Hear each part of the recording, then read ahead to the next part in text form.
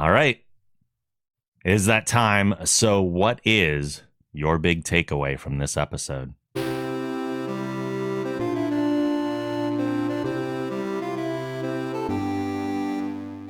I love horror, which I've stated many times. So I really loved the horror aspect of the show. Mm-hmm. I hate themed episodes, which I believe we've talked about in the past. We have. So I hate like when there are episodes that have a Western theme, or like it's just like, no, stick to the formula. Mm-hmm. Like even in Next Gen, when they did like the Sherlock Holmes stuff. I mean, I don't want that. Okay, some people really love those. I'm like, no, I just want to see space missions, please.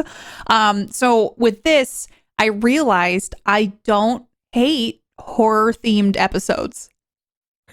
Is this the first horror themed? No, I don't think so. I think I've just been more analytical about it and being like, all right, Okay. I'm okay with certain themed episodes. So I guess I'm just saying either I've grown as a person or there's certain genres I'm okay with if there's like an episode that's leaned heavily in a direction. I mean, at least towards a genre that you really like. Yeah, which makes sense. So, Yeah. It just probably says that I don't really want to watch a Sherlock or a Western. I will say I was blown away by the sets, especially the alien ship. Oh, yeah. It just visually was fun to look at. And I liked that they had, I don't know, it was just different. And you could tell like a lot of care and time went into it. And also visually, like getting to look at those things is so different than a lot of, I don't know, it was different. And I just appreciated that the lighting behind the organic material, they had like the smoke machine kind of with a fog on the floor. It was just a neat environment. And I could tell that a lot of care and a time alone went into creating a set like that. For sure. It's easy to make a cheap creature feature on a TV show, like in a sense where it's not effective. But I felt they did a really amazing job with the CGI and practical effects, that it was convincing. The creatures were creepy and scary, and I didn't hate that they were on screen. I didn't feel like it took away from anything, and I was distracted by it. So just kudos to the special effects department again for creating a creature feature that looks good and did what it was intended to do, which was be scary and not be a creature I ever want to encounter in my entire life. I said I actually got jump scared in this episode, which I already talked about, but that is a testament to an effective jump scare, because it takes a lot to jump scare me. And that vent scene was probably one of my favorites. The scene with Isaac and the alien facing off was one of my favorites, and also the scene with Kelly and Claire talking. So this season, I've just had a lot of moments where I'm like, oh, like that was just really good. They've stuck with me, which I know if a show is good, I end up thinking about it after the fact. Like if there's a show I'm watching and I completely don't even think about it ever again after that, I feel like that's a good tell of like, did I actually enjoy something or did it affect me in some way? So specific things from Electric Sheep and this episode have, like, I'll just be walking around my day and I'm like, that was pretty cool. So, and I did enjoy the nods to different horror content because I play a lot of sci-fi horror, like Alien, Isolation, also the Resident Evil, Soma. I feel like Doom even was a movie. Like you could just feel the atmosphere of space horror. And if those nods were intentional or not, I don't know, but I appreciated it because it kind of drew from some of my favorite things I've played and watched over the years. That felt like the episode had a lighter tone, and I enjoyed learning more about Claire's past and the dynamic between her and Isaac now. I mean, we didn't know Claire was married before, so getting that glimpse, it's just, I love when we dive deeper into these characters' history, because I feel like I'm just a sucker for wanting to learn more about them. And I appreciate, I'm like, oh gosh, we're getting more like juicy details about Claire's past. But it also was a vehicle in which it evolved her and Isaac's relationship too. So I appreciated that. I enjoyed the space exploration aspect of the show, the expanse of no stars, the alien ship, when they lost power, when it got dark. Oh, also getting to see the manual docking was neat. Oh yeah. I mean, we've seen that on the bio ship, like way back in season 1, but never with the Orville itself. Yeah. And then like when the I don't know, the bridge thing expanded out with the lights on, and I was just like, just like little details like that. Yeah. That they didn't have to. They could have just said we got to manually dock, and then just they're on the ship. So I just appreciate the visual eye candy that I get to watch during the show. I'm looking forward to the aliens maybe showing up again, since at the end he said they are gone, but not forever. I did feel that the show wrapped up quickly, and it left me with some questions of how'd they get back to their ship? Yep. And then I started going through all this headcanon stuff. I'm like, how much of the crew was affected? What happened to Nurse Park?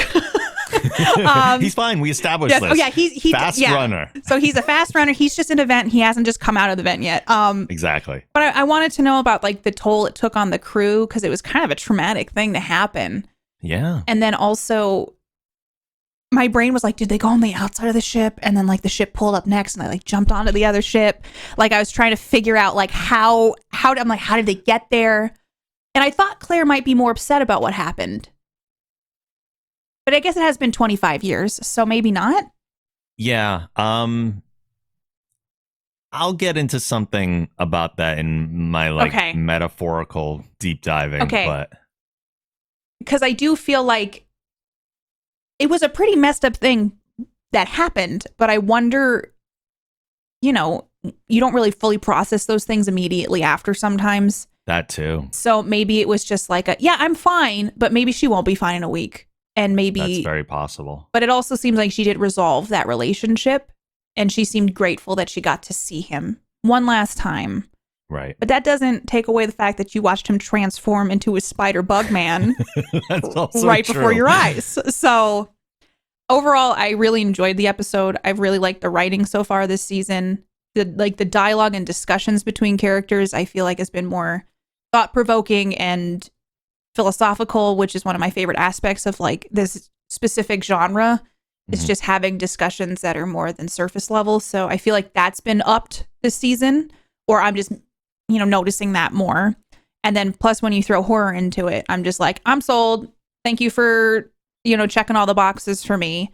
And I like that they tried something different with this episode that, could be considered a B movie creature feature, but it was like an A+ creature feature. Yeah. It felt like a movie. It felt like a good, satisfying horror movie with sci-fi built in. And I don't get a lot of sci-fi horror movies do not come out very often. And so anytime I can get a little bit of that, I'm very happy. Like we don't get Event Horizon super often. So it's exciting when we get episodes that try something new. Because they could have just stuck with the formula of the show. Yeah. Which is still effective and wonderful, but they're trying some different things this season, I think. And I appreciate it all so far. So that's my takeaway. Okay. What's yours, Rob? I had a feeling you'd love this episode. Yeah. I don't know why you would think that. I don't know. Like you said, as a bit of a horror-focused episode, and me, however, not being a horror fan, I thought about that as well. Yeah. I was predisposed to not like this episode. So you However, didn't? Oh, okay. Oh, sorry. Okay, sorry. I'm interrupting. I actually enjoyed it. No way. Yeah, I like this episode. I thought it had just the right amount of thrill. Mm-hmm. There were parts that got really tense, but that tension, and this is one of the things that this show does that in like the first season, particularly, I was a little critical of the level of comedy and how often they went to it. Mm-hmm. But the way that the humor is cleverly placed here and there throughout the episode in some of the highest tension moments, like never made it so tense to me that I was like, I don't want to do this anymore. Yeah. Like it was enough to keep leveling off. It kept the roller coaster going up and down instead of just high tension the whole time. And I like that. I could see that. It was like the right amount of horror. Yeah.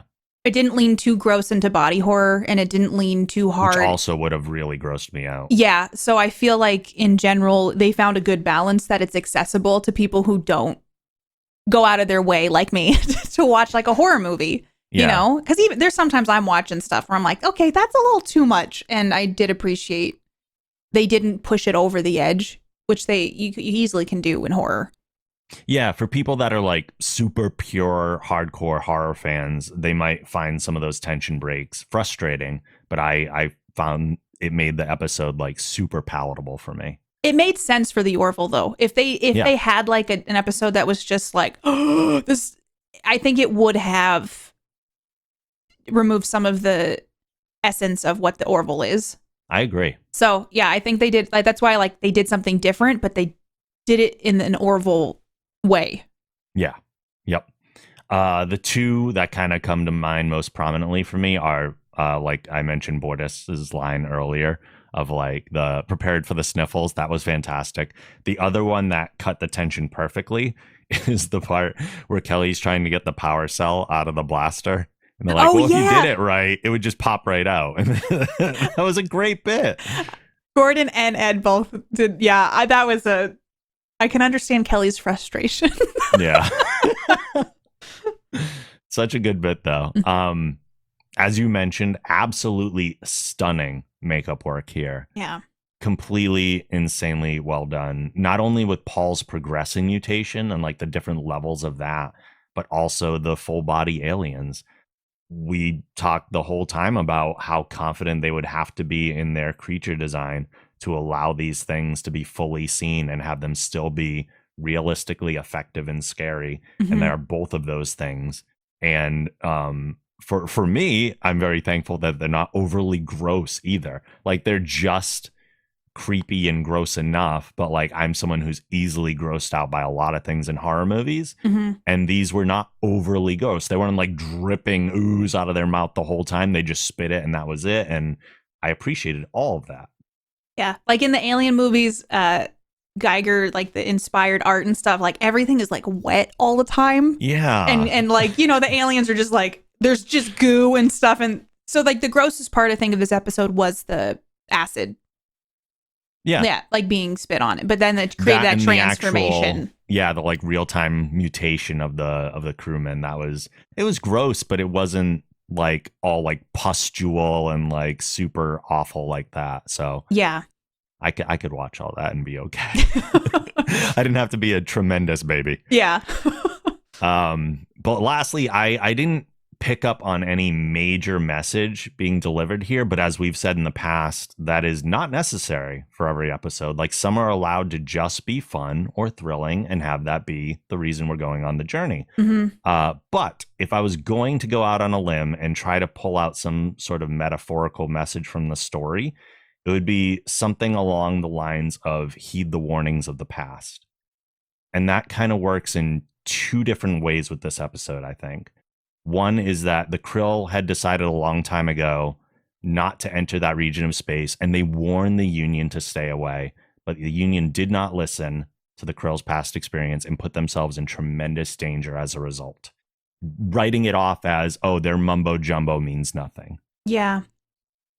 The other one is that, and this one is maybe going out on even more of a limb, Admiral Christie was a big part of Claire's past. And she went through a lot of pain dealing with that. That pain returned along with Paul as that wound opened up again. And Claire knew it was best to avoid him as much as possible. You could even argue that the transformation into the alien creature is a physical manifestation of the emotional pain and danger that is associated with that character from Claire's point of view. I could see that. Like it's almost like a festering of that. Yeah. Like you have that wound that's kind of healed and then someone comes back into your life, like her ex-husband who's apologizing 25 years too late. And then his transformation is kind of like that. I mean, you really break down the whole episode going into an unknown, which is like that person's coming back into your life. And so it's like a dark, what's going to happen? I don't know what's going to, this person returning is scary, and then exploring that a bit, and then like him turning into something different is like that wound probably reopening and revisiting the pain. The longer he's around, that mutation takes hold and transforms him into a physical place where at the end it's not killed, but it leaving Claire by herself without that pain, which is maybe why we don't see Claire heartbroken at the loss of this. It's her pain taking form and moving away. And maybe I'm putting a lot more on this episode than was intended, but if I was really like trying to extract something out of it, that's all stuff that I got from it. It could be like it's like a closure. She gets closure at the end. Exactly. He's not gone, but she's viewing him as a changed part of her life. Mm-hmm. And then he got on the outside of the spaceship and jumped to his ship. Exactly. He crawled on the outside. Or they just had a nice little single file walk into a shuttle and took a trip back. I want to see that scene if it happened. I understand why they wouldn't show that, because there is no clean way to get them to the other ship. No. And I don't think that they're probably advanced enough of an alien species to breathe out in space or be able to survive out in space. So, and they probably don't have teleportation technology. No. So I could see that as a metaphor, though. It's kind of getting closure and dealing with an unexpected revisitation of like, oh, this is a painful part of my past and I can't avoid it. So I could see it as like an evolution of that and getting to that point where she confronts it and then and then it leaves. So it's like I kind of feel like that fits though with what happened in the whole thing. And if you look at it from a different perspective of like, oh, this is like a horror episode. I don't know. You might be onto something, Rob. And I didn't think about it until now, but the fact that he's wearing the wedding band at the end and everything too kind of adds to that even. Where's hers though? Like I want to know where her ring is and if that'll ever come back up. But yeah, I mean, it was an interesting thing to get a glimpse into Claire's past. And then literally you don't expect this guy's going to show up and then turn into a bug alien and then not be able to revert back. So nope. And she's also when they're like in the sick bay and he's like getting more eyeballs, she's like, I'm gonna make that chocolate souffle for you that you loved. And he's like, I never liked that chocolate souffle. And she's like, oh, and he's like, you were so proud of it that I just pretended to like it. Mm-hmm. And so then she's like, well, I'm gonna make you eat it every breakfast, lunch, and dinner if you don't get better. So it is almost like she's giving herself, with episode 1 and this episode 2, permission to kind of not be okay and deal with some of her stuff, because she's always dealing with everybody else's stuff.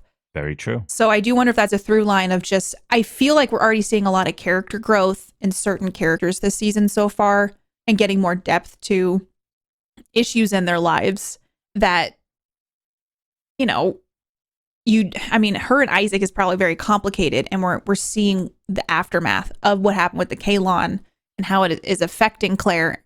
And I don't know. I think she's already a badass, and I just feel like she's becoming more of a badass this season. Yeah. And I like that metaphor. I feel like it fits well for if we wanted to find something that this episode is telling. That makes sense to me. All right, cool. Awesome.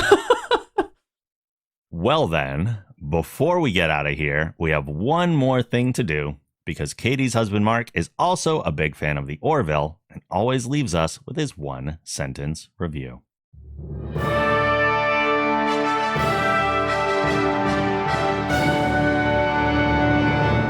I can't wait for season 4, episode 2, The Revenge of Nurse Park.